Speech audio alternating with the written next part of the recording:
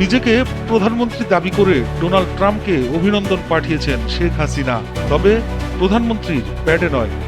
হাসিনা ট্রাম্পকে অভিনন্দন পাঠিয়েছেন আওয়ামী লীগের প্যাডে।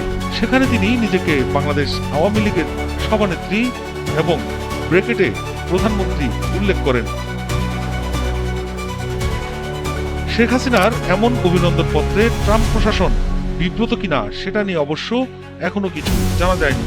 তবে হাসিনার এমন অভিনন্দন পত্র সারা দেশে তোলপাড় সৃষ্টি করেছে। কোন যুক্তিতে হাসিনা নিজেকে প্রধানমন্ত্রী দাবি করেছেন সেটা নিয়ে চলছে সমালোচনার ঝড়।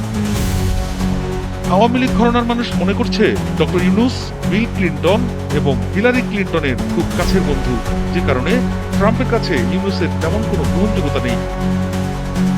অন্যদিকে ভারতের প্রধানমন্ত্রী নরেন্দ্র মোদীর সঙ্গে ট্রাম্পের সম্পর্ক বন্ধুত্বপূর্ণ। ভারতও হাসিনা ইস্যুতে অনেকটা ব্যক্তিপক্ষ অবলম্বন করছে। সুতরাং মোদী ট্রাম্প মিলে হাসিনার অভিবাসন প্রক্রিয়ার একটি চমৎকার সমাধান দিতে পারে। কিছুদিন আগেও হাসিনা তার আশীর্বাদ পুষ্ট আওয়ামী নেতাদের ফোন করে বলেছিলেন, ডিসেম্বর পর্যন্ত ইউনূস সরকার টিকবে কিনা দেখো। তার এমন ফোন কল ফাঁস হওয়ার পর নিজেকে আওয়ামী লীগের প্যাডে প্রধানমন্ত্রী দাবি করা কিসের ইঙ্গিত দিচ্ছে? এটাই এখন রাজনীতির মাঠের বড় কৌতূহল হয়ে দাঁড়িয়েছে।